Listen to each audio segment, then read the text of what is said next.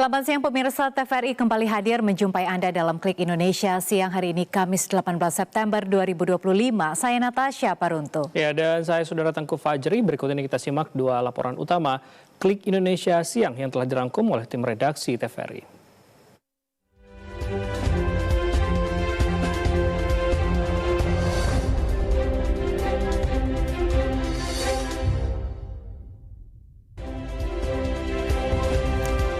Wali Kota Prabu Mulih Arlan meminta maaf kepada Kepala SMPN 1 Prabu Mulih Roni Ardiansyah dan masyarakat melalui media sosial pasca pemecatan kepala sekolah.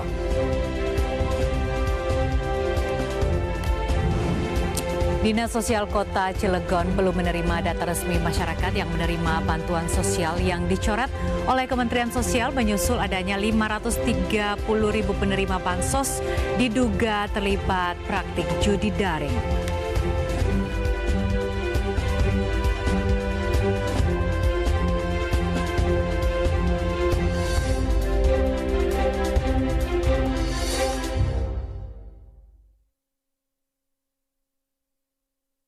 Kita awali informasi pertama, Saudara. Wali Kota Prabu Mulih Arlan meminta maaf kepada Kepala Sekolah SMPN 1 Prabu Mulih Roni Ardiansyah dan masyarakat melalui media sosial.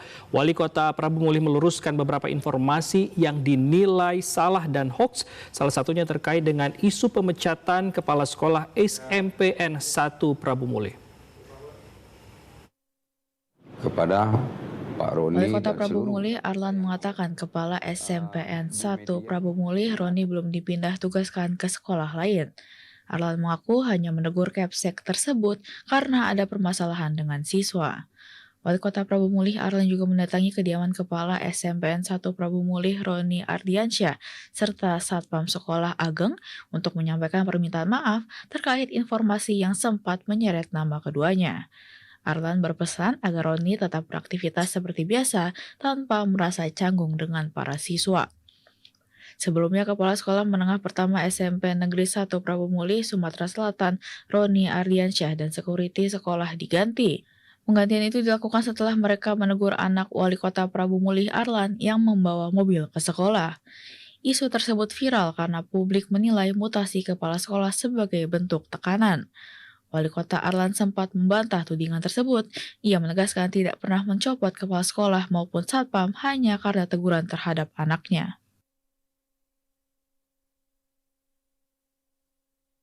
Saudara Hakim Alimin Ribut Sujono yang terkenal karena menjatuhkan vonis hukuman mati kepada Ferdi Sambo mendapatkan 0 suara dalam uji kelayakan dan kepatutan atau fit and proper test calon Hakim Agung di Komisi 3 DPR RI. Keputusan ini diambil dalam rapat pleno di Komisi 3 yang hanya menyetujui 10 dari 16 calon yang lolos fit and proper test. Komisi 3 DPR RI yang dipimpin oleh Ketua Habibur Rahman telah menggelar uji kelayakan dan kepatutan atau fit and proper test terhadap 16 calon Hakim Agung pada 9 hingga 15 September 2025. Persetujuan calon Hakim Agung ini merujuk pasal 8 Undang-Undang Nomor 3 Tahun 2009 tentang MA, di mana DPR memberikan persetujuan atas usulan Komisi Yudisial tanpa pemilihan langsung. Dalam rapat pleno itu, persetujuan diberikan secara aklamasi setelah pandangan fraksi-fraksi disampaikan. Namun 6 calon, termasuk Alimin Ribut Sujono dari Pengadilan Tinggi Banjarmasin, tidak memperoleh suara sama sekali. Alimin Ribut Sujono dikenal luas sebagai hakim yang memimpin sidang kasus pembunuhan berencana yang melibatkan Ferdi Sambo, mantan jenderal polisi. Hakim di Pengadilan Negeri Jakarta Selatan yang memvonis mati Ferdi Sambo atas kasus pembunuhan berencana Brigadir Nofriansyah Yosua Huta Barat pada 2023. Vonis itu kemudian diubah menjadi seumur hidup di tingkat kasasi Mahkamah Agung. Selama karirnya, Alimin mengaku telah 2 kali menjatuhkan hukuman mati, termasuk 1 kasus narkotika. Kegagalan Alimin dalam pemilihan ini dengan perolehan suara 0 di Komisi 3 DPR RI. 10 nama yang disetujui di Komisi 3 DPR RI akan dilaporkan ke rapat paripurna DPR untuk pengesahan akhir. Saudara, setelah dilantik kemarin di Istana Negara Jakarta, proses serah terima jabatan Menteri Pemuda dan Olahraga dilakukan di Gedung Menpora Jakarta dari Dito Aryo Tejo ke Menteri Menpora yang baru, Erick Thohir. Proses serah terima jabatan Menteri Pemuda dan Olahraga dari Dito Aryo Tejo ke Erick Thohir dilakukan sekitar pukul 11 waktu Indonesia Barat di Gedung Menpora Jakarta. Proses serah terima jabatan ini juga dihadiri mitra Kemenpora DPR RI yaitu Komisi 10. Salah satu instruksi Presiden Prabowo Subianto pada rotasi menteri ini menginginkan menata ulang cabang olahraga. Dalam acara pisah sambut ini, Dito Aryo Tejo menyampaikan permohonan maaf sekaligus ucapan terima kasih kepada seluruh jajaran Kemenpora yang telah mendukungnya selama hampir 3 tahun terakhir. Dito Aryo Tejo mengaku bersyukur atas kekompakan dan chemistry yang terjalin selama dirinya memimpin. Ia menilai kerjasama yang erat antara pejabat utama, ASN hingga staf dan petugas keamanan menjadi kunci tercapainya berbagai pencapaian internal meskipun maupun eksternal. Sementara itu, Menpora Erick Thohir berharap kerjasama, kekompakan dan chemistry itu harus terus dilakukan. Jadi, Bapak Ibu, saya undur diri dari lingkungan Kemenpora dan sekali lagi saya ucapkan mohon maaf sebesar-besarnya jika ada tutur kata dan juga perilaku yang kurang berkenan di hati Bapak Ibu. Kita sudah menjadi saudara, walaupun tidak menjabat, kapanpun saya akan selalu ingat keluarga besar Kemenpora dan seluruh pemuda dan olahraga. Kenapa setiap pengganti harus menggantinya? Padahal ini kalau dikonsolidasi ini sebuah keindahan buat kita semua, betul? Jadi para senior, saya janji dan tentu khususnya Pak Dito, apapun yang Bapak-Bapak sudah lakukan kita akan rapikan, kita akan review, kita akan jalankan sama-sama. Tidak ada perbedaan di antara kita. Saudara Presiden Prabowo Subianto menginstruksikan Menteri Pemuda dan Olahraga Erick Thohir untuk menata ulang cabang olahraga yang akan difokuskan untuk Olimpiade hingga SEA Games. Presiden Prabowo Subianto menginstruksikan Menteri Pemuda dan Olahraga Erick Thohir untuk menata ulang cabang olahraga. Hal ini disampaikan Menpora Erick Thohir setelah dilantik sebagai Menpora di Istana Negara Jakarta. Menpora menjelaskan nantinya akan membenahi dan memfokuskan cabang olahraga dari Olimpiade hingga ke tingkat SEA Games. Ia menegaskan kepala negara ingin olahraga lebih dimasyarakatkan, oleh karena itu akan mendorong banyaknya kompetisi olahraga di tingkat pusat dan daerah. Tentu tidak kalah pentingnya untuk olahraga, beliau kembali menekankan olahraga adalah alat pemersatu bangsa kita. Dan olahraga adalah duta bangsa di dunia yang bisa mencerminkan kedidakyaan kita, kewibawaan kita, dan ini yang memang menjadi penting ke depannya. Dan secara itu juga olahraga kita tahu kita akan mendorong banyaknya kompetisi di daerah, di pusat untuk memutar yang namanya ekonomi yang ada di banyak tempat. Karena ini bagian juga pembukaan lapangan pekerjaan. Menpora Erick Thohir juga akan menata kewenangan Komite Olimpiade Indonesia dan Komite Olahraga Nasional Indonesia. Hal ini bertujuan agar kewenangan dua komite tersebut tidak lagi tumpang tindih atau overlapping.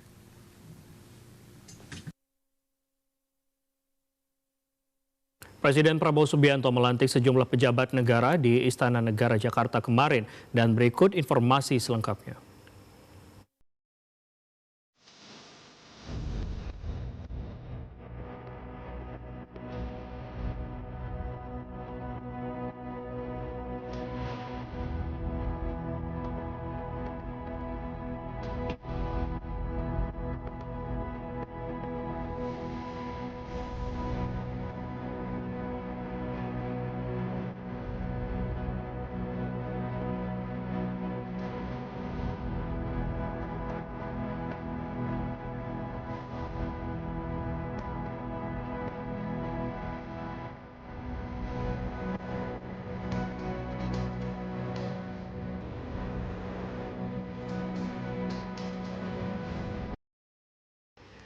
Saudara, Dinas Sosial Kota Cilegon sampai saat ini belum menerima data resmi masyarakat yang menerima bantuan sosial atau bansos yang dicoret oleh Kementerian Sosial. Hal itu menyusul adanya 530.000 penerima bansos diduga terlibat praktik judi online.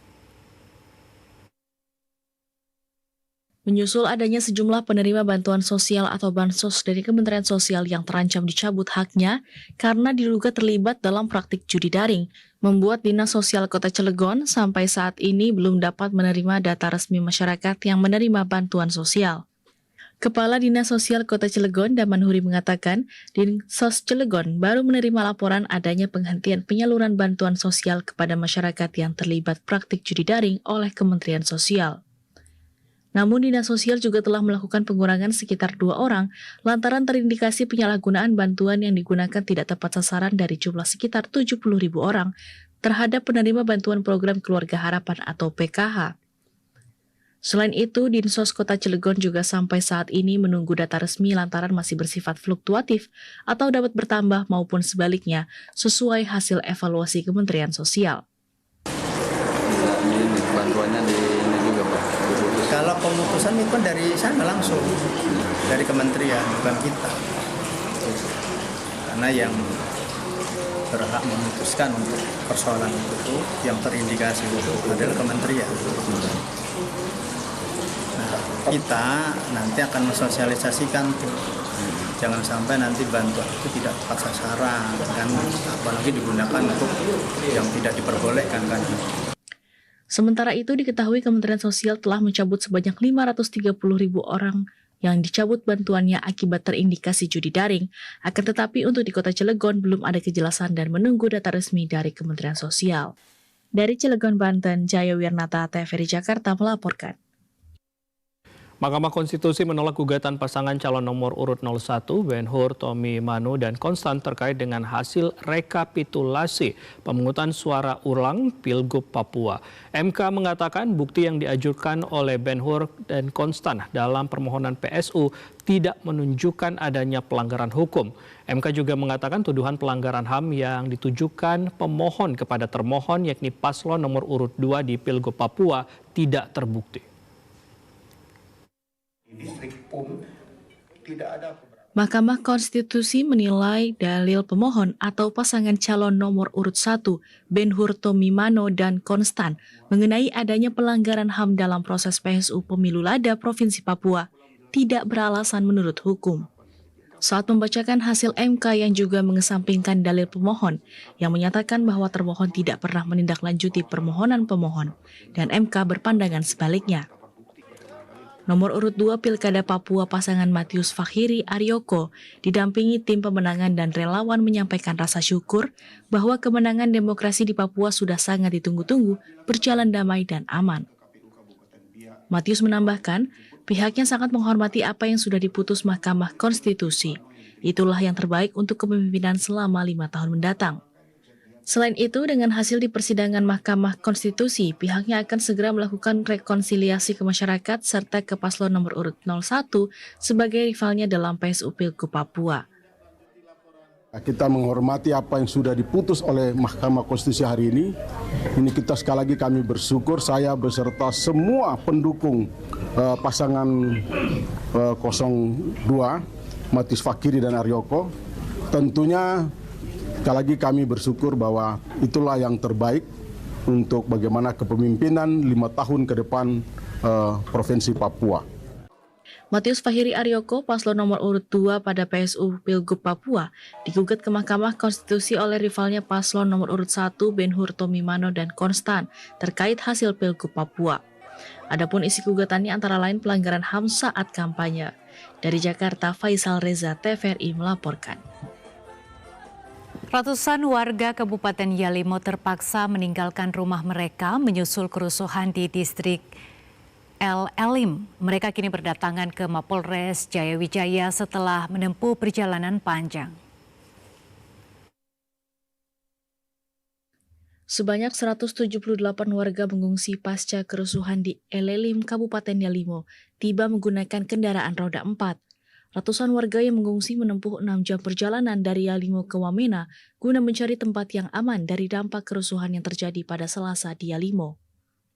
Di Mapolres Jayawijaya, mereka disambut oleh Kapolres AKBP Anak Agung Made Satria Bimantara dan Wakapolres Kompol Iwayan Laba. Setelah tiba, petugas kepolisian langsung melakukan pendataan, memberikan layanan kesehatan, serta menyediakan makanan dan minuman.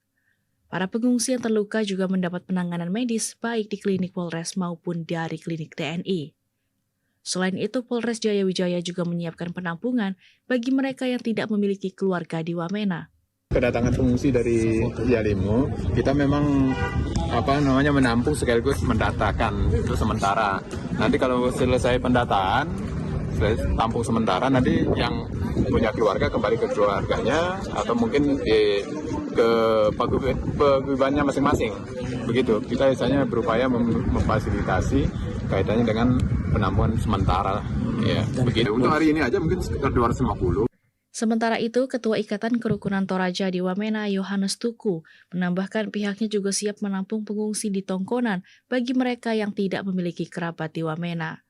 Kami dari pengurus akan rencana untuk menampung di Gedung Tongkonan karena tidak ada keluarga, tapi puji Tuhan hampir semua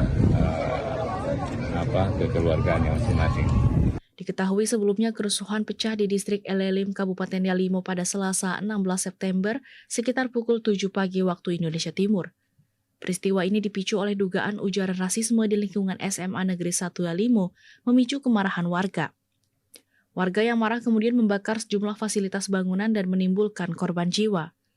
Saat ini situasi di distrik Elelim dilaporkan mulai kondusif, namun aparat keamanan masih disiagakan untuk mencegah kerusuhan susulan. Dari Wamena, Stefanus Tarsi, TVRI Papua melaporkan.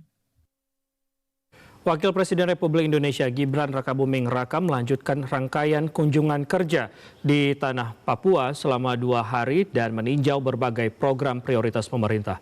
Untuk mengetahui informasi selengkapnya kita telah terhubung dengan reporter TVRI Reinhard Wompere langsung dari Jayapura, Papua. Reinhard, selamat siang. Ini selama 2 hari kunjungan Wapres ini agenda apa saja yang dilakukan? Ya, selamat siang Fajri dan juga saudara. Benar sekali, Wakil Presiden Republik Indonesia Gibran Rakabuming Raka melakukan kunjungan kerja di tanah Papua. Kemarin beliau baru meninjau ke Provinsi Papua Selatan, tepatnya di Merauke, meninjau berbagai fasilitas kesehatan dan juga sempat meninjau ke Pasar Wamanggu di Merauke, Papua Selatan. Dan tadi siang pukul 11 waktu Indonesia Timur, tepatnya di Rumah Sakit Umum Pusat Kemenkes Jayapura, Wakil Presiden Gibran meninjau bersama Dirjen Kesehatan Kemenkes lanjutan di RSUP Kemenkes Jayapura, didampingi juga pejabat daerah meninjau langsung fasilitas RSUP yang baru dibangun. Dan dalam kunjungan ini Wapres meninjau ruang perawatan, kamar operasi dan juga instalasi gawat darurat hingga fasilitas penunjang medis modern yang disiapkan bagi masyarakat Papua. Kehadiran RSUP ini diharapkan memperkuat layanan rujukan kesehatan sekaligus mengurangi ketergantungan pasien Papua untuk berobat keluar daerah. Selain meninjau sarana medis, Wapres juga berdialog dengan tenaga kesehatan dan menyampaikan apresiasi atas dedikasi dalam memberikan pelayanan kepada masyarakat. Dan sebagai informasi bahwa hingga kini rumah sakit telah rampung 100% untuk segera diresmikan nantinya oleh Presiden Republik Indonesia Prabowo Subianto dan beroperasi penuh sebagai pusat layanan rujukan kesehatan di tanah Papua. Dan fasilitas yang tersedia meliputi instansi gawat darurat, ruang operasi, ruang rawat inap modern, laboratorium, serta layanan dokter spesialis dan juga subspesialis. Dari sisi alat, SDM dan juga perizinan sudah siap, bahkan sebelum diresmikan RSUP Kemenkes sudah melayani sebanyak 450 pasien rawat jalan, 12 pasien rawat inap dan 2 operasi. Dan berikut kita simak pernyataan Dr. Petronella Risamasu selaku Direktur RSUP Kemenkes Jayapura. Pemerintah pusat telah memberikan fasilitas yang sangat bagus lengkap, alat-alat juga tadi sudah beliau lihat dan kami tunjukkan bahwa dari sisi alat sudah ready, dari sisi SDM juga sudah ready, perizinan juga sudah ready. Tinggal diresmikan, dan sebelum diresmikan pun kami sudah melayani pasien. Tadi sudah disampaikan Bapak Dirjen bahwa rawat jalan sudah ada 450 pasien yang kami layani. Rawat inap sudah 12 pasien, sudah ada kasus operasi 2 juga di sini, dan dari IGD juga sudah kami layani pasien. Intinya kami siap untuk melayani masyarakat Papua. Tentunya mudah-mudahan ini bisa menjawab semua impian, semua harapan, semua yang masyarakat rasa selama ini susah berobat, susah untuk dirawat, bisa kita selesaikan. Dan juga saudara, selain itu Wapres juga meninjau Puskesmas Harapan, Gedung Keuangan Negara, serta bertemu penjabat Gubernur Papua dan juga bersama Forkopimda di Gedung Negara Jayapura. Kunjungan kerja ini sekaligus menjadi momentum untuk memastikan tata kelola keuangan daerah dan layanan publik berjalan efektif. Dan tentunya dengan agenda padat selama 2 hari di Tanah Papua, Wakil Presiden Gibran Rakabuming Raka menegaskan komitmen pemerintah pusat dalam menghadirkan pelayanan dasar yang merata di seluruh Indonesia. Demikian Fajri yang dapat kami laporkan, kembali ke Anda di Jakarta. Great Heart Wompere melaporkan langsung dari Papua. Terima kasih atas informasi Anda. Selamat kembali bertugas. Saudara, sejumlah informasi lainnya masih akan kami hadirkan sesaat lagi. Klik Indonesia Siang segera kembali.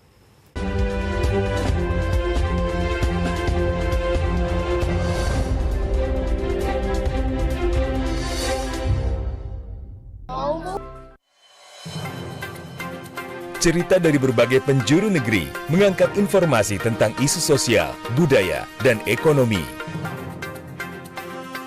Sebuah potret inspiratif yang mengedukasi dari wilayah Indonesia. Saksikan Feature PSO LKBN Antara setiap Kamis pukul 20 waktu Indonesia Barat.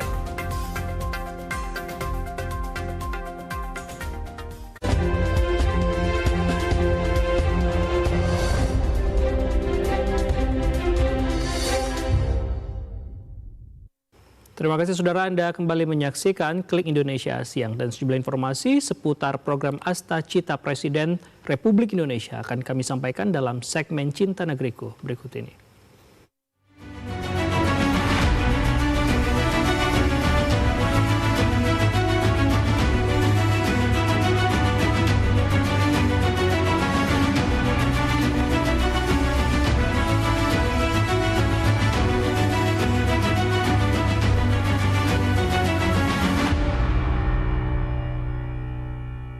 Saudara, Kementerian Transmigrasi terus mendorong pengembangan ekonomi desa melalui sektor pariwisata sebagai salah satu strategi pemerataan pembangunan.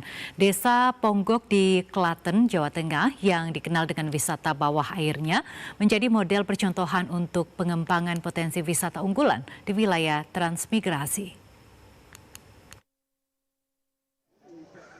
Pemerintah melalui Kementerian Transmigrasi terus mendorong pertumbuhan ekonomi dari tingkat desa melalui sektor pariwisata. Menteri Transmigrasi Muhammad Iftitah Sulaiman Surya Nagara mengatakan potensi alam dan kearifan lokal yang dimiliki desa-desa di Indonesia merupakan aset penting yang bisa dikembangkan menjadi destinasi wisata unggulan. Salah satu contoh sukses transformasi ekonomi desa berbasis pariwisata adalah Desa Ponggok yang terletak di Kabupaten Klaten, Jawa Tengah. Desa ini dikenal dengan wisata air berkonsep bawah air atau underwater yang menjadi daya tarik utamanya. Menteri Transmigrasi menegaskan bahwa Desa Ponggok dijadikan sebagai model percontohan dalam upaya pengembangan potensi wisata unggulan di wilayah transmigrasi untuk mendorong pertumbuhan ekonomi dan meningkatkan kesejahteraan masyarakat setempat melalui pemanfaatan sumber daya lokal secara optimal. Strategi di Kementerian Transmigrasi bahwa transmigrasi hari ini harus menciptakan pertumbuhan ekonomi yang baru, dan kami sekarang tidak lagi mengirim semut, tetapi bagaimana menciptakan gula supaya semutnya datang.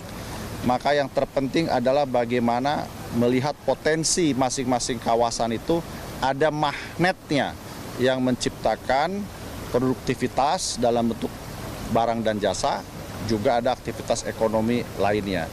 Nah, magnet-magnetnya inilah yang saya dengarkan tadi paparan dari Pak Kepala Desa, dimulai tahap pertamanya dengan pemetaan potensi ekonomi. Itu yang menarik sekali dan melibatkan kolaborasi dengan berbagai perguruan tinggi negeri.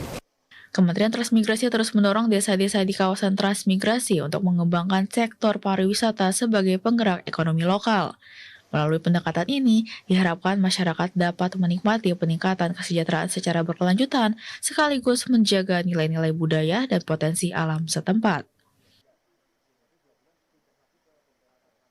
Kementerian Transmigrasi akan membentuk komponen cadangan atau Komcat yang beranggotakan para transmigran.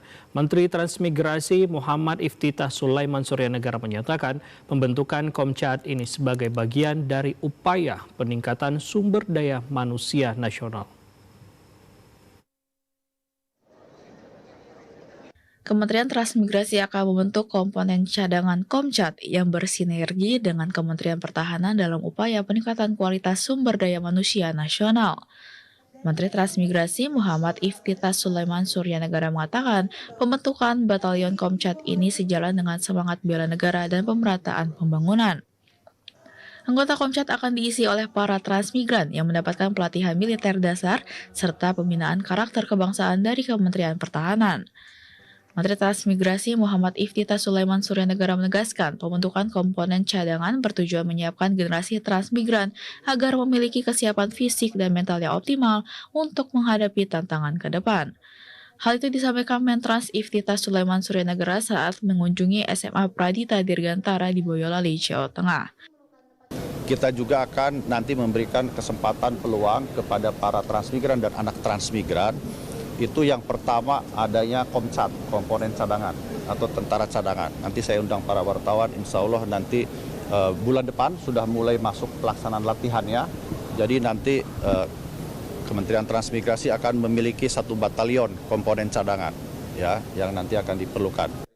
Dengan dibentuknya komponen cadangan yang melibatkan para transmigran, diharapkan dapat menciptakan generasi muda yang tidak hanya kuat secara fisik dan mental, tetapi memiliki semangat bela negara yang tinggi, serta mampu berkontribusi dalam pemerataan pembangunan nasional. Wakil Menteri Transmigrasi Wamentrans Viva Yoga Mulyadi menilai kehadiran mahasiswa dalam program Ekspedisi Patriot menjadi energi baru pembangunan transmigrasi. Program tersebut bertujuan memperkuat pembangunan kawasan transmigrasi secara berkelanjutan melalui pendekatan akademis dan berbasis bukti lapangan. Kementerian Transmigrasi Kementrans menggandeng sejumlah universitas ternama dan lokal dalam program Ekspedisi Patriot. Wamentrans Viva Yoga Mulyadi menjelaskan, ekspedisi ini bertujuan membangun kawasan transmigrasi menjadi pusat pertumbuhan ekonomi baru dan juga melakukan penelitian terkait potensi wilayah kawasan transmigran. Melalui penelitian itu diharapkan mampu menghadirkan pusat pertumbuhan ekonomi baru khususnya di kawasan transmigran. Fungsinya tim ekspedisi Patriot kita turunkan ini satu, untuk melakukan riset, penelitian tentang potensi ekonomi di daerah itu. Yang kedua, memonitor dan mengevaluasi persoalan kendala apa yang terjadi di kawasan transmigrasi. Wamentrans mengatakan dalam program tersebut setidaknya ada 2.000 tim ekspedisi yang disebar di seluruh Indonesia, mulai dari Sabang hingga Merauke. Mereka yang tergabung dalam tim tersebut memiliki beragam latar belakang pendidikan, mulai dari profesor, doktor, hingga lulusan S2 dan S1. Sebelumnya, Wamentrans Viva Yoga Mulyadi memantau posko ekspedisi Patriot di kawasan transmigran Momiwaren, Manokwari Selatan, Papua Barat pada Selasa 17 September 2025. Saudara, realisasi Koperasi Merah Putih terus dipercepat di wilayah Kabupaten Ngada, Nusa Tenggara Timur. Untuk mengetahui informasi selengkapnya kita telah terhubung dengan reporter TVRI Diki Balo langsung dari Nusa Tenggara Timur. Diki, selamat siang. Hingga saat ini bagaimana kesiapan realisasi Koperasi Merah Putih di Kabupaten Ngada? Ya baik, selamat siang Fajri dan juga saudara terkait dengan percepatan realisasi Koperasi Desa Merah Putih di Provinsi Nusa Tenggara Timur, tepatnya di Kabupaten Ngada. Memang hingga saat ini pemerintah desa bekerja sama dengan pemerintah daerah tengah mempercepat dan juga melakukan sosialisasi dan koordinasi dengan setiap warga yang ada di Desa Bewali, tepatnya karena memang Desa Bewali ini menjadi salah satu target dibangunnya Koperasi Desa Merah Putih di sana. Nah, berkaitan dengan percepatan realisasi ini memang ada langkah-langkah yang dilakukan oleh pemerintah desa. Dalam hal ini ada 3 langkah yang dilakukan, di antaranya peningkatan kapasitas anggota, di mana para anggota Koperasi Desa Merah Putih di Kecamatan Bewali ini juga diberikan pelatihan terkait dengan asas manfaat dan juga perlakuan yang baik seperti itu dalam menjalankan Koperasi Desa Merah Putih. Dan juga langkah berikutnya adalah disertifikasi produk dan layanan, di mana memang produk-produk yang ada di Kabupaten Ngada, tepatnya di Desa Bewali ini juga diperkuat agar dapat menghasilkan produk dan juga modal yang baik seperti itu yang akan dijual di Koperasi Desa Merah Putih yang ada di Desa Bewali, Kabupaten Ngada, Nusa Tenggara Timur. Dan selanjutnya ini adalah kolaborasi dengan pemerintah dan juga pihak swasta, di mana ini selain pemerintah yang akan mengucurkan dana untuk berjalannya Koperasi Desa Merah Putih, ini pihak swasta juga turut diajak untuk berkolaborasi agar Koperasi Desa Merah Putih di Desa Bewali, Kabupaten Ngada dapat direalisasi dan dapat dirasakan manfaatnya oleh masyarakat di Kabupaten Ngada. Nah, saudara, untuk mengetahui bagaimana lengkapnya, mari kita simak bersama cuplikan wawancara kami dengan Ketua Koperasi Desa Merah Putih Desa Bewali, Dominikus Nagi, berikut ini. Merah Putih sudah kami persiapkan sementara dalam perjalanan, dan sebaiknya cepat dana itu masuk ke desa supaya kita bagi untuk masyarakat Desa Bewali. Kendala yang mereka alami itu apa? Yang kami alami selama ini, kami berangkat dengan tidak apa-apa. Saya harus berterima kasih orang Bank Mandiri buat terobosan karena kerjasama antara kami dengan Bank Mandiri. Penjelasan dari pihak bank itu sendiri seperti apa, Kakak? Pihak bank sementara ini mereka buatkan nama dengan pengecatan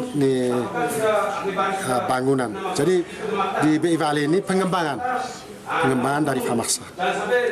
Artinya tanaman yang menjadi komoditas unggulannya itu apa? Kopi.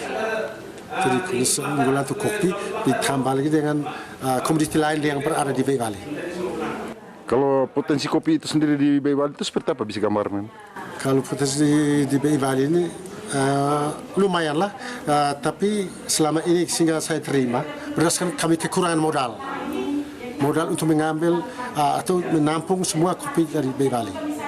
Maksud kami dari volume sedikit kami perbesarkan volume. Dari contohnya dari 1 ton kami perkembang sampai 2-3 ton dengan modal Merah Putih masuk ke Bewali. Dan juga saudara Ketua Koperasi Desa Merah Putih Desa Bewali juga mengatakan bahwa salah satu produk unggulan yang akan dipasarkan di Koperasi Desa Merah Putih adalah kopi Desa Bewali yang terkenal sudah ke mancanegara seperti itu, dan dirinya menambahkan setiap anggota yang sudah memiliki izin untuk masuk dalam keanggotaan Koperasi Merah Putih diharapkan aktif agar percepatan realisasi Koperasi Desa Merah Putih dapat realisasi dengan baik. Sementara demikian, Fajri, kembali ke Anda. Atas informasi Anda, selamat kembali bertugas. Saudara, digitalisasi untuk 120 koperasi Merah Putih resmi dimulai di Kabupaten Kendal. PT Telkom memberikan pelatihan untuk membantu pengurus koperasi menguasai sistem digital dan mendorong pertumbuhan ekonomi desa. Pelatihan digitalisasi Koperasi Merah Putih resmi dibuka di Kendal, Jawa Tengah. 120 koperasi yang sudah beroperasi mengikuti program ini. PT Telkom akan memberikan bimbingan teknis setiap hari Rabu, sekaligus pendampingan operasional aplikasi secara langsung. GM Telkom Jawa Tengah bagian utara Pribadi Nirwana menjelaskan program ini sesuai penugasan pemerintah untuk mendigitalisasi Koperasi Merah Putih. Seluruh transaksi, penjualan, suplai barang, hingga pengajuan pinjaman ke Himbara akan terintegrasi dalam satu platform. 2 jenis pelatihan digelar. Pertama, pelatihan digital koperasi untuk mengoperasikan aplikasi transaksi. Kedua, pelatihan digital marketing untuk memperluas pemasaran produk koperasi. Kepala Kantor Telkom Kendal, Marta Damayanti menegaskan pendampingan akan dilakukan rutin dan diharapkan mampu mempercepat bisnis dan membantu koperasi mandiri. Pelatihan yang kita lakukan, yang pertama adalah pelatihan untuk digital koperasi, di mana menjadi platform untuk seluruh transaksi koperasi, dari mulai point of sales, kemudian supply chain ke BUMN ya, ke cash, ke blok dan sebagainya, dan juga nanti platform untuk pengajuan pinjaman ke pengibaran dan beberapa fungsi yang lain. Tim kita mengadakan BIMTEK mingguan setiap hari Rabu untuk membantu koperasi yang mungkin masih harus disupport terkait dengan bagaimana mengoperasionalkan aplikasi ini gitu, karena kan kompetensi atau kapabilitas digitalnya belum merata gitu. Tentunya dari sisi resource kita siap untuk support mendampingi Koperasi Merah Putih khususnya di Kabupaten Kendal supaya terakselerasi nanti secara digital gitu. Bupati Kendal Diah Kartika Permanasari mendukung program ini sebagai bagian dari transformasi digital di desa. Dari 286 koperasi, 120 sudah beroperasi dan lainnya akan menyusul. Untuk dukungan pemerintah daerah terhadap Koperasi Desa Merah Putih dilakukan kontak bisnis dan pada hari ini dengan PT Telkom ini untuk terkait pelatihan digitalisasi untuk Koperasi Desa dan Koperasi Merah Putih. Ya harapan kami ini dari 286 ini kan yang beroperasi baru 120 ya. Bertahap nanti ya, dilaksanakan. Tetap nanti akan dilaksanakan, tetapi karena sekarang ini prioritas yang sudah beroperasi dulu.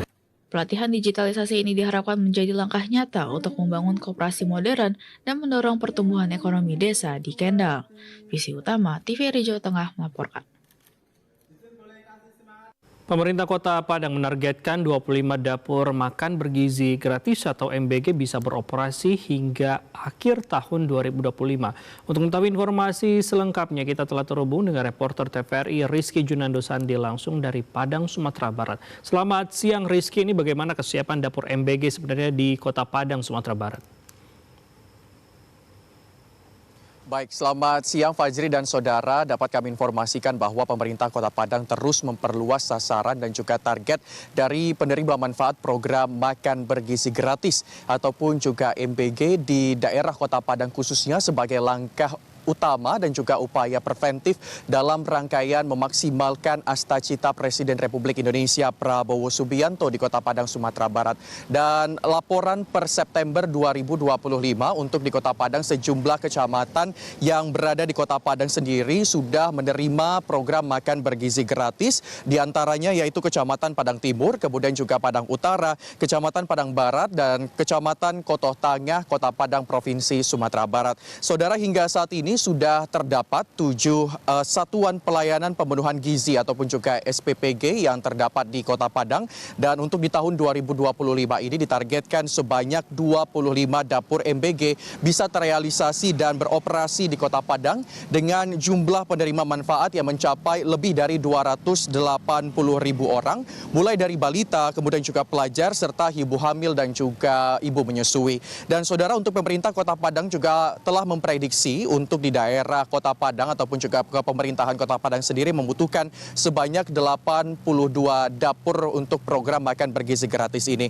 Sementara itu untuk sejak dimulai pada bulan Juli 2025 untuk program makan bergizi gratis ataupun juga MBG mendapat apresiasi penuh dan juga harapan yang tinggi dari sejumlah masyarakat, terutama dari para orang tua murid dan juga para siswa tentunya, baik dari jenjang SD, kemudian juga SLTP sederajat hingga SMA, SMK dan juga sederajat. Dan tentunya untuk program ini bukan ataupun juga tidak sekedar makan gratis, tetapi juga bentuk investasi sosial agar kedepannya para anak-anak dapat tumbuh sehat dan cerdas serta menekan angka stunting sesuai dengan program Asta-Cita Presiden Republik Indonesia Prabowo Subianto. Sekian laporan dari Sumatera Barat, kembali ke studio Fajri. Rizky Junando, terima kasih atas informasi Anda. Selamat kembali bertugas. Sementara itu, saudara, Gubernur Provinsi Riau melakukan peninjauan pelaksanaan makan bergizi gratis. Untuk mengetahui informasi selengkapnya, kita telah terhubung dengan reporter TVRI M. Ridwan langsung dari Pekanbaru Riau maksud kami. Ridwan, selamat siang. Bagaimana hasil dari peninjauan Gubernur Riau dalam pelaksanaan makan bergizi gratis di sana? Ya, terima kasih rekan Fajri dan selamat siang pemirsa TVRI dimanapun Anda berada dari Kota Pekanbaru, Provinsi Riau, 18 September 2025. Siang ini dapat kami laporkan bahwa keseriusan dan komitmen pemerintah Provinsi Riau dalam mendukung program kerja Presiden Prabowo Subianto terus digaungkan bahkan dikembangkan. Dan hal ini faktanya dibuktikan pada rangkaian kegiatan inspeksi mendadak atau sidak dari Gubernur Riau Abdul Wahid bersama dengan badan dan dinas terkait lainnya ke sekolah-sekolah 12 di 12 kabupaten kota se-Provinsi Riau. Dan pemirsa, sekolah menengah atas negeri 5 dan 15 Kota Pekanbaru tidak luput dari inspeksi sidak ini. Dan tentunya di sekolah ini Gubernur Riau melakukan pemeriksaan sekaligus mengecek menu makanan bergizi gratis yang disajikan untuk para pelajar serta memastikan bahwa makanan dan minuman yang disajikan sehat dan terhindar dari hal-hal yang tidak kita inginkan. Dan pemirsa, dalam kesempatan ini Gubernur Riau Abdul Wahid menegaskan bahwa pentingnya pemenuhan gizi yang sehat dan seimbang kepada siswa ini menurutnya tidak hanya berpengaruh pada tumbuh kembang anak, maksudnya tumbuh kembang anak, melainkan juga pada konsentrasi dan kecerdasan bahkan prestasi pelajar semua siswa. Dan selain mendukung kesehatan siswa, program makan bergizi gratis ini dinilai juga dapat membantu meringankan beban ekonomi orang tua siswa. Dan pemirsa, selain memastikan program MBG di sekolah ini dilakukan secara merata ke daerah terpelosok dan terisolir, tentunya Abdul Wahid telah mewajibkan semua SMA sederajat untuk melaksanakan program ketahanan pangan di lingkungan sekolah. Ya, selain itu pemirsa, mari kita dengarkan berikut kutipan wawancara Gubernur Riau Abdul Wahid terhadap awak media. Saya memastikan bagaimana kegiatan MBG makan gizi gratis di sekolah-sekolah ini bisa berjalan dengan semaksimal mungkin gitu. Pak, tapi ada peran sekolah yang mendukung juga ketahanan pangan, Pak, barangkali sudah mulai kita sosialisasi. Ya, saya pingin sekolah juga ini anak-anak SMA ini kan usia-usia yang produktif. Ya, mereka sudah bisa berpikir, mereka sudah bisa menganalisa sekolah-sekolah. Jadi oleh karena itu anak-anak SMA ini saya wajibkan sekolah membuat gerakan pangan, ya, menanam cabai, ada pekarangan yang masih tersedia, menanam sayur-sayuran, menanam, kalau yang agak luas ya bisa nanam tanaman pokok seperti padi, jagung, dan segala macamnya lah. Pemirsa, lebih jauh Gubernur Riau Abdul Wahid menyatakan bahwa semua program yang telah dicadangkan oleh Presiden Prabowo Subianto ini akan tercapai bila mana pemerintah pusat, provinsi, pemerintah kabupaten kota secara konsisten terus melakukan koordinasi secara intens, khususnya sinergi atau kolaborasi dalam melaksanakan evaluasi ke arah perbaikan. Demikian informasi yang dapat kami laporkan dari Kota Pekanbaru, Provinsi Riau. Kembali ke studio di Jakarta, Fajri. Baik, M. Ridwan, terima kasih atas informasi Anda. Selamat bertugas kembali. Menteri Koordinator Bidang Infrastruktur dan Pembangunan Kewilayahan Republik Indonesia Agus Harimurti Yudhoyono meninjau langsung pelaksanaan program Sekolah Rakyat di Kota Bengkulu. AHY memastikan perluasan sekolah rakyat di Provinsi Bengkulu untuk akses pendidikan anak yang berkualitas. Menteri Koordinator Bidang Infrastruktur dan Pembangunan Kewilayahan Agus Harimurti Yudhoyono (AHY) meninjau program Sekolah Rakyat Menengah Atas di Kota Bengkulu. Dalam kunjungannya, Menko AHY menekankan pentingnya kehadiran sekolah rakyat dalam memberikan akses pendidikan berkualitas bagi anak-anak bangsa yang kurang mampu, sehingga seluruh anak-anak memiliki pendidikan yang baik. Terlebih, pendidikan sebagai langkah strategis pemerintah dalam pengentasan kemiskinan. Menko AHY juga memastikan akan ada perluasan sekolah rakyat di Bengkulu secara bertahap. Saat ini, terdapat 2 sekolah rakyat di Bengkulu yang telah beroperasi. Kedepan akan dibangun perluasan sekolah rakyat di 2 daerah, yakni Kota Bengkulu dan Kabupaten Kaur. Saat ini kami berada di Sekolah Rakyat Menengah Atas 6 di Kota Bengkulu. Tadi saya mendapatkan penjelasan tahapan-tahapan renovasi infrastruktur sekolah ini yang sudah dituntaskan oleh Kementerian Pekerjaan Umum berkolaborasi dengan Kementerian Sosial. Ini merupakan program prioritas Bapak Presiden Prabowo Subianto. Semangat dan tujuannya adalah bagaimana kita bisa memberikan kesempatan bagi seluruh anak bangsa, apalagi yang berasal dari keluarga yang sangat sederhana, yang kurang mampu, untuk mendapatkan pendidikan yang juga berkualitas. Sekolah rakyat di Kota Bengkulu ini menampung 100 siswa dalam 4 rombongan belajar. Selain fasilitas kelas dan asrama juga dilengkapi dengan laboratorium hingga ruang makan. Sekolah rakyat merupakan bagian dari program strategis Presiden Prabowo Subianto yang ditujukan mendekatkan akses pendidikan yang berkualitas bagi anak-anak dari keluarga kurang mampu, termasuk yang berada dalam kategori miskin ekstrim. Lucia Mayangsari melaporkan. Wamen Pan RB Komjen Pol Purnawirawan Purwadi Arianto meninjau pelayanan kesehatan bagi warga di Puskesmas Simpang Kawat Kota Jambi dalam menjalankan program prioritas Presiden, termasuk cek kesehatan gratis. Untuk mengetahui informasi selengkapnya, kita telah terhubung dengan reporter TVRI Cynthia Permana langsung dari Provinsi Jambi. Cynthia, selamat siang. Bagaimana kesiapan program cek kesehatan gratis di Kota Jambi? Ya, selamat siang Fajri dan juga saudara. Memang benar bahwa salah satu program prioritas dari Presiden Prabowo dan juga Wakil Presiden Gibran adalah cek kesehatan gratis. Di mana cek kesehatan gratis ini juga turut mendapatkan antusiasme yang begitu tinggi dari masyarakat, begitu pula masyarakat Provinsi Jambi. Di mana saat ini puskesmas-puskesmas yang ada di Jambi sudah melaksanakan atau mengimplementasikan program cek kesehatan gratis dan juga banyak masyarakat yang sudah melakukan hal itu. Dan Wakil Menteri Pendayagunaan Aparatur Negara Reformasi Birokrasi Republik Indonesia, Komjen Pol Purnawirawan Purwadi Arianto melakukan kunjungan ke salah satu puskesmas yang ada di Kota Jambi, yakni Puskesmas Simpang Kawat. Di mana di Puskesmas Simpang Kawat juga cek kesehatan gratis mendapat minat ataupun antusiasme yang begitu tinggi dari masyarakat.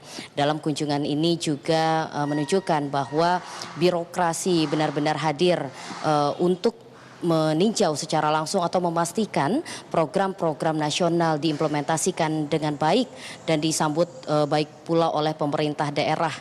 Dan dalam kunjungan ini juga Wakil Menteri Pan RB Republik Indonesia menyampaikan apresiasinya kepada pemerintah daerah yang telah melaksanakan cek kesehatan gratis dengan baik di daerahnya dan juga para tenaga kesehatan yang telah memberikan pelayanan terbaik kepada masyarakat.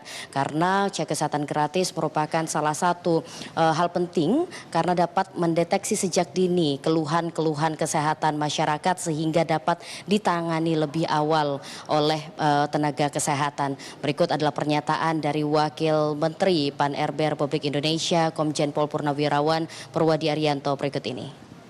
Lain cek kesehatan gratis, ada makan bergizi gratis, sekolah rakyat, kemudian Koperasi Merah Putih dan perumahan yang dicanangkan oleh Bapak Presiden. Tentunya kesehatan adalah dasar dalam peningkatan kualitas hidup masyarakat. Untuk itu, kunjungan saya kemarin memastikan dari pusat bahwa kebijakan yang sifatnya cek kesehatan gratis ini memastikan bahwa terlaksana dengan baik. Ya saudara, dalam kunjungannya Wakil Menteri juga menyampaikan bagaimana mengapresiasi para tenaga kesehatan yang telah memberikan pelayanan yang prima, ramah dan juga menghadirkan layanan kesehatan yang inklusif bagi masyarakat. Karena puskesmas merupakan vaskes tingkat pertama yang paling dekat dengan masyarakat. Selain itu juga pemerintah daerah begitu mengapresiasi kehadiran Wakil Menteri yang meninjau secara langsung program cek kesehatan gratis ini. Dan dalam kunjungannya didampingi oleh Wali Kota dan Wakil Wali Kota Jambi Maulana Diza yang juga mengimbau masyarakat untuk dapat memanfaatkan program kesehatan gratis ini dengan baik dan tidak menunggu momen-momen tertentu untuk melakukannya. Berikut adalah pernyataan dari Wali Kota Jambi Maulana.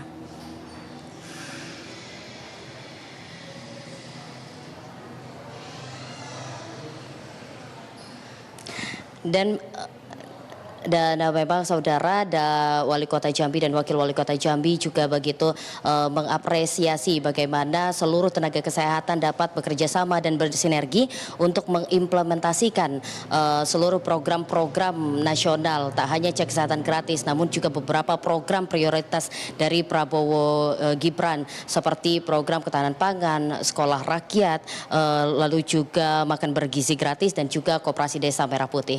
Demikian dapat kami laporkan. Kembali ke studio. Permana melaporkan dari Jambi. Terima kasih, selamat bertugas kembali.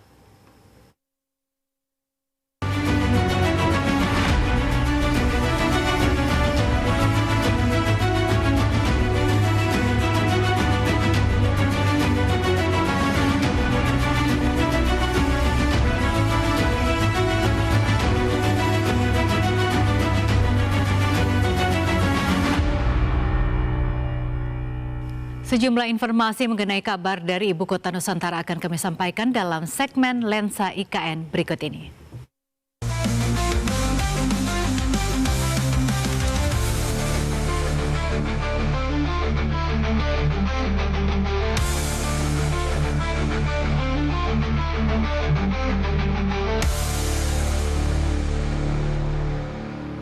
Kita menuju rekan Suhar Maji Ridwan langsung dari kawasan Ibu Kota Nusantara, Kalimantan Timur. Maji, ada informasi apa saja dari IKN pada hari ini yang bisa Anda sampaikan pada kami? Selamat siang Natasha dan juga saudara. Saat ini saya berada di kantor bersama di kawasan Ibu Kota Nusantara. Mengawali berita pertama, Bandara VVIP Nusantara yang berada di kawasan Ibu Kota Nusantara sudah selesai pembangunan fisiknya, sehingga pihak otorita bandara mulai melakukan kampanye keselamatan dan keamanan penerbangan. Kegiatan yang dilakukan bersama unsur terkait di sekitar Bandara IKN diantaranya pemerintah provinsi, kabupaten kota, kepolisian, TNI, sejumlah pengurus desa, dan tokoh masyarakat setempat. Rapat koordinasi ini juga sekaligus memanfaatkan momentum peringatan Hari Perhubungan Nasional tahun 2025 yang diselenggarakan secara sederhana dengan mengutamakan aspek efisiensi dan efektivitas dengan mengusung tema Bakti Transportasi untuk Negeri. Menurut PLT Kepala Kantor Unit Penyelenggara Bandar Udara Khusus Nusantara, Imam Alwan, membangun kesadaran dan kepedulian setiap individu yang berkegiatan di bandara dan masyarakat sekitar terhadap pentingnya keselamatan dan keamanan penerbangan dalam pelayanan jasa bandara. Selain itu, mengubah perilaku, membangun budaya keselamatan dan keamanan, serta memberikan pemahaman kepada seluruh entitas di bandara. Barusan kami melaksanakan kegiatan Safety Security Campaigns dalam rangka perayaan Harhubnas tanggal 17 September 2025. Kami mengundang stakeholder terkait, masyarakat, kemudian pemerintah daerah, Babinsa, polisi, dan semua tokoh-tokoh yang ada di sekitar bandar udara. Kami mengkampanyekan bagaimana pentingnya safety dan security terhadap transportasi udara. Sementara diketahui Bandara IKN sudah beroperasi walaupun masih melayani penerbangan tamu VVIP yang akan ke Ibu Kota Nusantara. Tim Liputan TVRI Nusantara melaporkan. Beralih ke berita selanjutnya. Di jantung Kalimantan Timur, sekitar 15 km dari pusat kota Balikpapan atau sekitar 80 km dari IKN terdapat sebuah hutan lindung yang menjadi salah satu alternatif wisata sekitar IKN.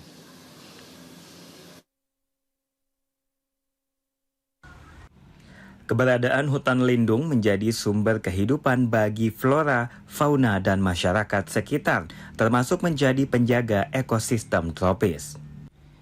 Kawasan hutan lindung Sungai Wain ini memiliki luas lebih dari 10.000 hektar. Hutan hujan tropis dataran rendah ini masih relatif utuh dan memiliki peran vital sebagai penyangga kehidupan, terutama dalam menjaga kualitas air, udara, dan keseimbangan ekosistem. Sungai Wain adalah habitat bagi berbagai satwa langka dan dilindungi, seperti beruang madu yang kini semakin langka. Di sini juga hidup bekantan, macan, dan spesies burung asal Kalimantan, serta berbagai spesies burung endemik yang menjadi indikator kesehatan ekosistem hutan tropis.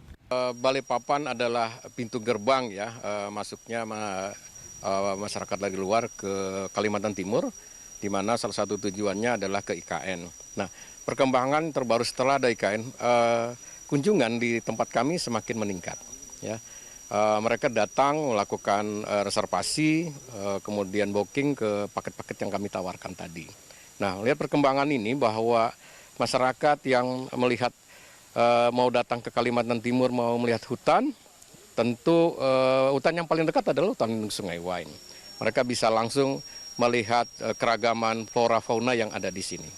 Pengunjung saat ini ingin melakukan trekking pengamatan flora fauna ya. Melihat ada beberapa satu-satu endemik yang langka menjadi ikon di Kalimantan seperti orangutan. Kemudian banyak primata lain, ada lutung merah, ada bekantan, lutung dahi putih, owa-owa, ada tarsius untuk safari malam, kemudian ada beberapa jenis hewan-hewan seperti macan, rusa, kancil, kijang yang menurut para penggemar-penggemar minat khusus ini mereka ingin melihat langsung di alam.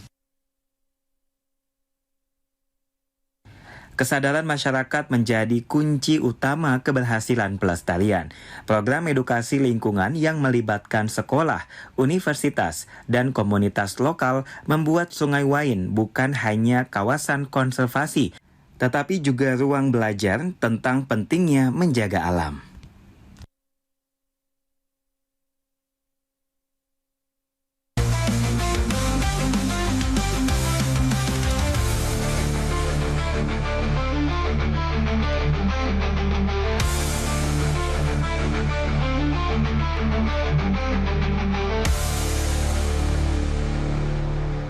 Sekian dua informasi yang dapat saya laporkan dari Ibu Kota Nusantara. Kembali ke studio, Natasha. Baik Majid, terima kasih atas informasinya. Selamat siang, selamat bertugas kembali. Saudara Komandan Pusat Hidrooceanografi TNI Angkatan Laut Laksamana Madya TNI Budi Purwanto, Kepala Hidrografer Indonesia yang juga sekaligus Ketua East Asia Hydrographic Commission atau EAHC, membuka konferensi ke-15 EAHC di Kemayoran, Jakarta.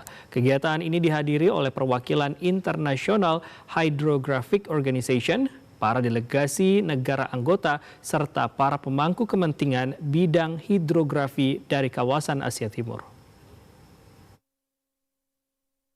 Kepala Hidrografer Indonesia Laksamana Madya TNI Budi Purwanto menegaskan bahwa forum EAHC tidak hanya menjadi ajang refleksi atas berbagai capaian, tetapi juga sebagai momentum memperkuat komitmen bersama terhadap kerjasama regional, keselamatan pelayaran, serta pembangunan kapasitas hidrografi yang berkelanjutan.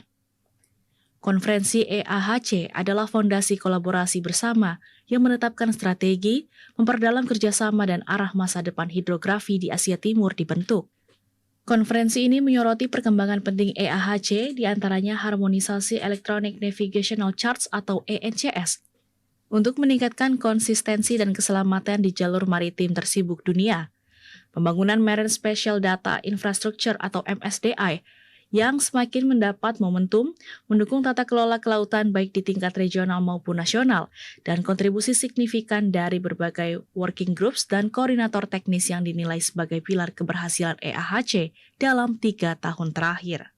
Konferensi ke-15 EAHC juga membahas sejumlah agenda strategis, antara lain pengesahan perubahan statuta EAHC agar selaras dengan dinamika kebutuhan, penguatan Terms of Reference untuk MSDI, Working Group, serta serah terima jabatan Ketua EAHC kepada Tiongkok dan pemilihan Wakil Ketua baru.